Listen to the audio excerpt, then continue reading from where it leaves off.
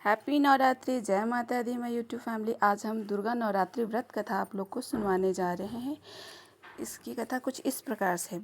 बृहस्पति जी बोले, हे ब्रह्मा जी, आप अत्यंत बुद्धिमान सर्वशास्त्र और चारों वेदों के ज्ञाता हो, श्रेष्ठ हो। हे प्रभु, कृपा कर मेरा वचन सुनो। चैत्र, अश्विन माघ और आषाढ़ मास के शुक्ल पक्ष में नवरात्र का व्रत और उत्सव क्यों किया जाता है? हे भगवान, इस व्रत का फल क्या है?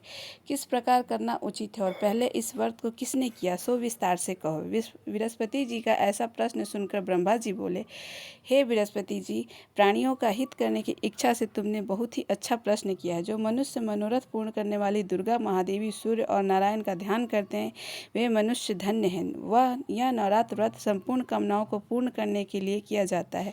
इसके करने से पुत्र की चाहत रखने वाले पुत्र, धन की चाहत रखने वाले को धन, विद्या की चाह रखने वाले को विद्या, सुख की चाह रखने वाले को सुख, और इस व्रत को करने से रोगी मनुष्य का रोग दूर हो जाता है। कारागार में पड़ा हुआ मनुष्य बंधन मुक्त हो जाता है। मनुष्य की तमाम विपत्तियां दूर हो जाती हैं और उसके घर में संपूर्ण संपत्ति आकर उपस्थित हो जाती है जहाँ पे यह पूजा होता है। बांध्या और काक बांध्या, इस व्रत को करने से पुत्र हो जाता है। समस्त पापों को दूर करने वाले इस व्रत को करने से ऐसा कौन सा मनोरथ है जो सिद्ध नहीं हो सकता है? जो मनुष्य इस अलग मनुष्य देह को पाकर भी नवरात्र का व्रत नहीं कर पाता, वह अनेकों दुखों को भोगता है। उसके शरीर में कुष्ठ या अंगहीन हो जाता है, उससे संतानोत्पत्ति भी नहीं होती। इस प्रकार का मूर्ख अनेक दुख भोगता है। इस व्रत को न करने वाले निर्दयी मनुष्य धन और धान्य से रहित भूख प्यास से मारे पृथ्वी पर घूमता है, गूंगा हो जाता है। यदि व्रत करने वाला मनुष्य सारे दिन का उपवास न करे तो इस समय भोजन न कर सके तो एक समय भोजन कर सकता है। दिन बंधु बांधव सहित नवरात्र व्रत करना, कथा श्रवण करना बहुत ही शुभ होता है। हे बृहस्पति, जिसने पहले इस व्रत को किया उसका पवित्र इतिहास मैं तुम्हें सुनाता हूँ, तुम्हें सावधान होकर सुनना होगा। इस प्रकार ब्रह्मा जी ने वचन सुनकर बृहस्पति जी बोले, हे पितामह, मनुष्यों का कल्याण करने वाले इस व्रत के इतिहास को मेरे लिए कहो, मैं सावधान होकर सुनता हूँ। आपकी शरण आए हुए मुझ पर कृपा करो।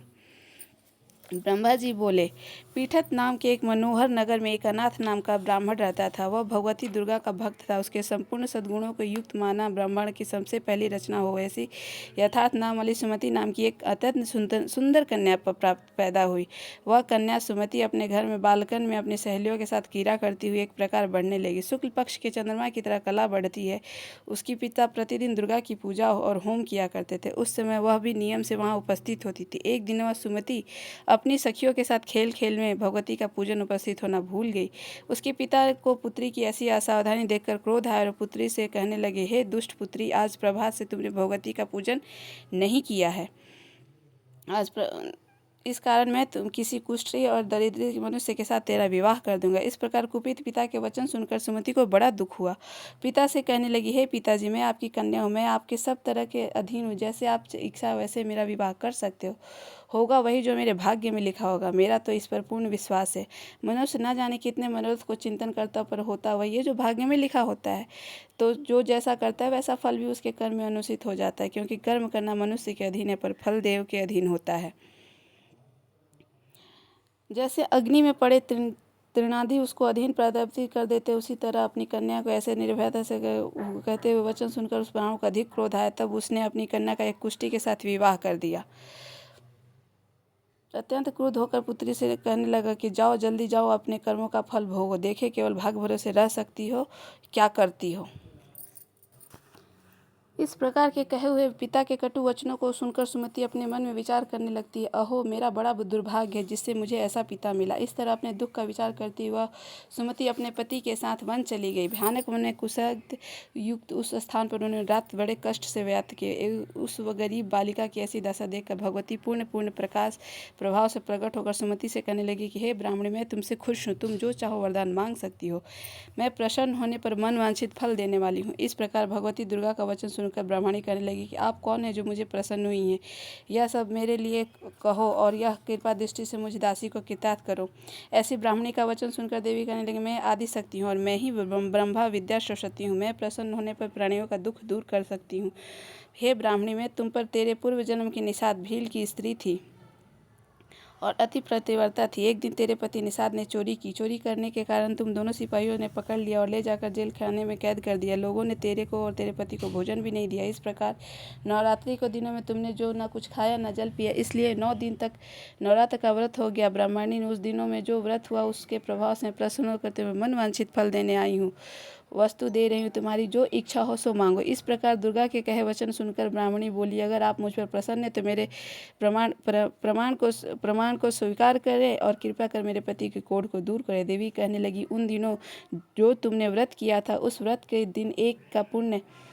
दिन का एक पुण्य अपने पिता को कोढ़ दूर करने के लिए अर्पण करो और मेरे प्रभाव से तेरे पति की कोढ़ दूर हो जाएगा, सोने के समान शरीर वाला हो जाएगा। ब्रह्मा जी बोले। इस प्रकार देवी का वचन सुनकर ब्रह्मणी बहुत खुश हुई और पति को निरोग करके इच्छा से ठीक ऐसे ही बोली। तब तक उसके पति शरीर भागवती दुर्गा की कृपा से कुष्ठ होकर अति कांति युक्त हो गया, जिसका कांति के समान चंद्रमा कांति की क्षीण हो रही थी। ब्रह्मणी पति के मनोहर देह को देखकर देवी को अंतिम प्रकर्मी वाला समझकर स्तुति करने लगी। हे दुर्गे, आप दुर्गत को दूर करने वाली हो, जिन तीनों जगत का संताप हरने वाली हो, समस्त दुखों को दूर करने वाली हो, रोग मनुष्य को निरोध करने वाली, प्रसन्न होने वाली, मन वांछित फल देने वाली, दुष्ट मनुष्य का नाश करने वाली, तुम ही सारे जगत की माता पिता हो। हे अम्बे, मुझे अपराध रहित अबला कि मेरे पिता ने कुष्ठ के साथ विवाह कर मुझे घर से निकाल दिया, उसकी निकाली हुई मैं पृथ्वी पर घूमने लगी। आपने ही मेरा उद्धार किया, इस आपत्ति रूपी उद्धार से किया है। हे देवी, मैं आपको प्रणाम करती हूँ, मुझ दिन की रक्षा करो। ब्रह्मा जी बोले, हे बृहस्पति। इस प्रकार उस सुमति ने मन की देवी बहुत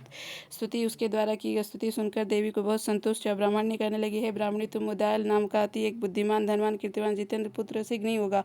ऐसा कहकर देवी वहाँ ब्राह्मणी से कहने लगी, हे ब्राह्मणी, जो कुछ तेरी इच्छा हो वह मनोचित फल मांग सकती हो।